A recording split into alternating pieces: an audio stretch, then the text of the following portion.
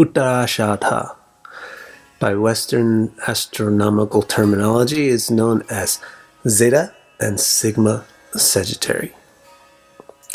So it's a pair with the Purvashada.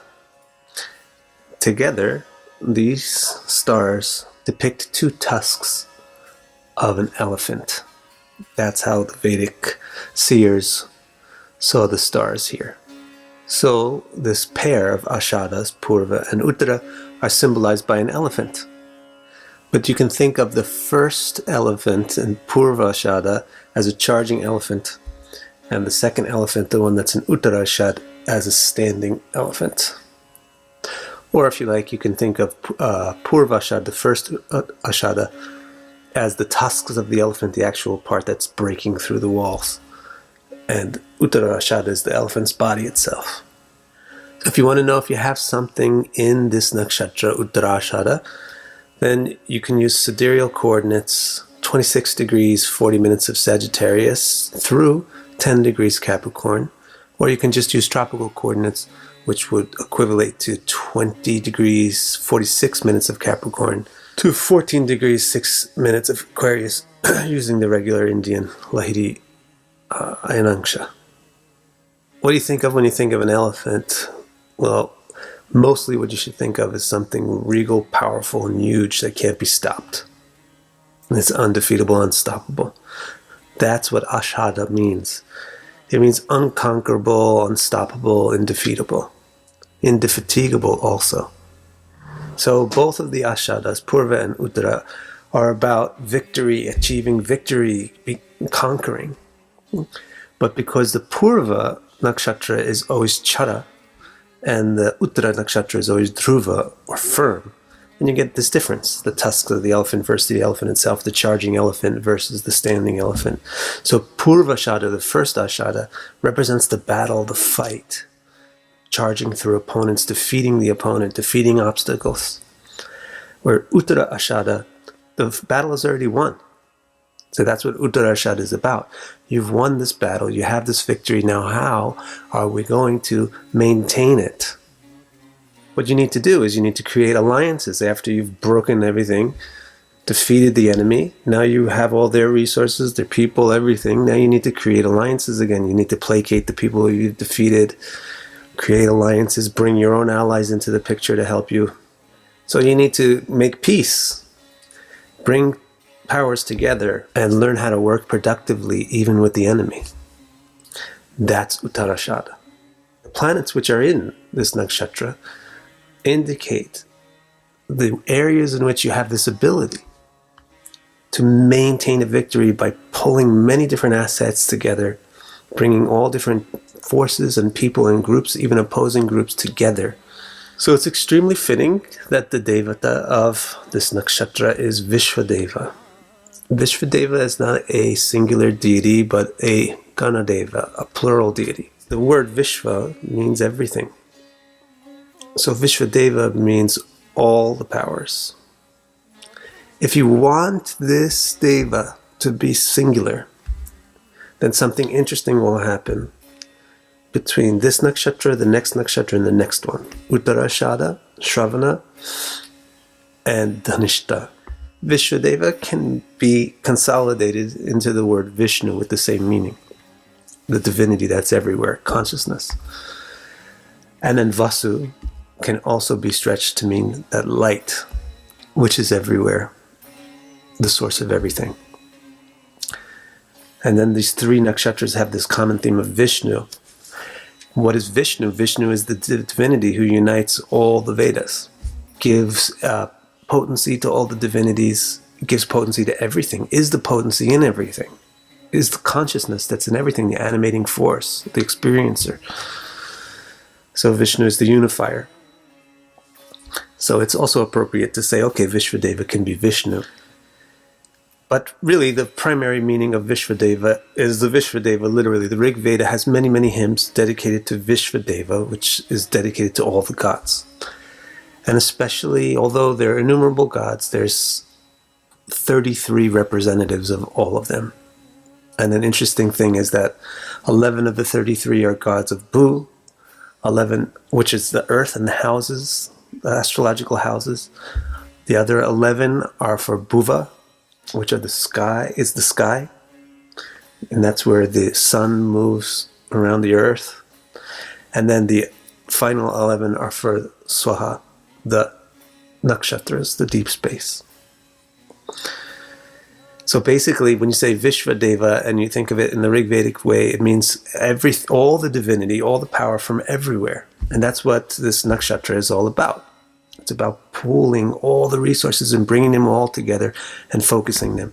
And a very interesting thing about the mantras, the hymns dedicated to the Vishvadeva in Rig Veda, is that they're unusual because they don't present a split or dichotomy or a rivalry between devas and asuras. They mention all of the devas and asuras together. So that also illustrates Uttara Ashada's power to make peace with the enemy. Or to say, this enemy is not going to be my enemy, I'll treat him as my friend. Even though this person treats me as an enemy, I will figure out a way to be their friend. It's not weakness at all. It's not naivety at all. This is the ashada. It's undefeatable. It's indefatigable. But this is the secret. How to be undefeatable is to have no enemy. And how to be indefatigable is not to be worn out by praise and criticism. So we don't care about praise and criticism, friends and enemies. We're just going to bring everything together and treat it as one and focus on a common goal. The Puranas, they also accept this meaning of Vishvadeva, but they also say that there's a special category of devas that can be specifically called Vishvadeva, and they're 10 in number, and they are children of goddess Vishwa, who's a daughter of Daksha. If you see the names of these 10 and understand what these names mean, then you can understand the various powers that Uttarashada has. And if you understand the various powers that Uttarashada has, then you can understand the various things that you really need if you want to be successful in your endeavor. So let's talk about what these names mean. Vasu means wealth. That's the simple meaning for Vasu. So you're going to need some resources, some capital, some investment capital. You're going to need something, some wealth to begin your endeavor. But really, Vasu means light. That's the greatest wealth, is light. When light means consciousness or awareness. So you're going to need alertness. This is one of the powers of Uttarashada, is alertness. Paying attention. You're going to have to pay attention if you want to be successful. You can't do it while you're doing something else. Satya, substance or truth. Yeah, it has to be something real. If you want to be successful at something and keep it over the long term, then it has to be something that's really, truly meaningful to you. Otherwise, you won't continue to put your attention on it. Kratu. You have to have a methodology, a strategy, a technique. You have to figure out a plan. You have to give your thought to that. You can't just rush into the battle without a plan.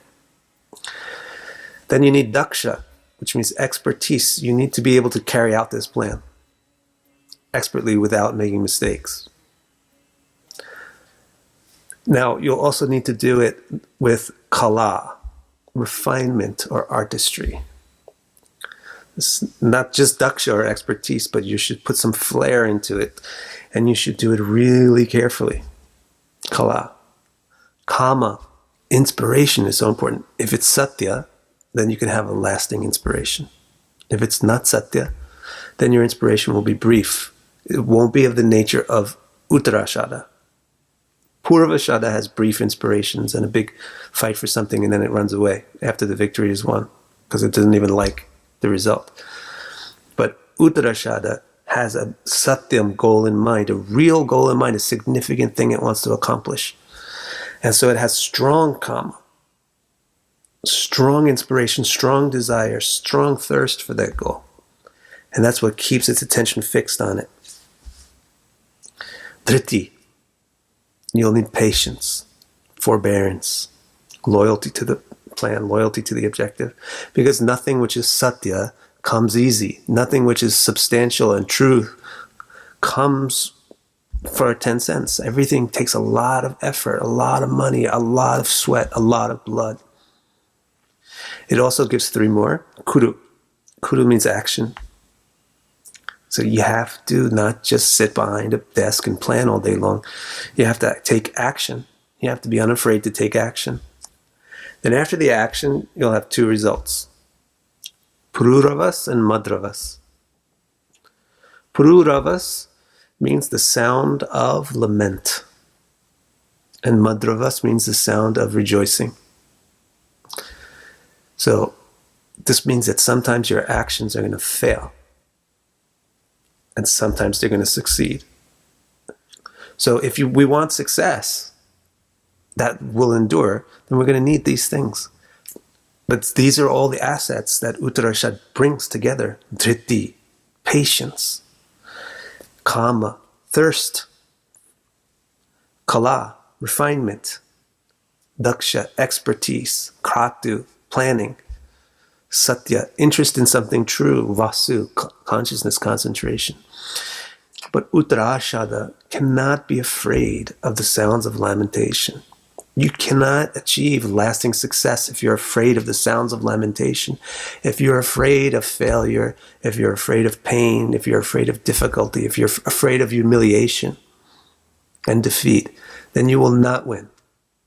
Because most certainly you will suffer humiliation, defeat, pain, injury in your effort to win.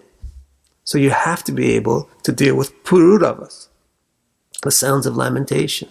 And Uttara Ashada gives that tenacity, that dhritti, that forbearance, that patience to be able to deal with these injuries, these sufferings, these defeats, these setbacks, and still keep going until it gets the victory. Madravas, then it can rejoice.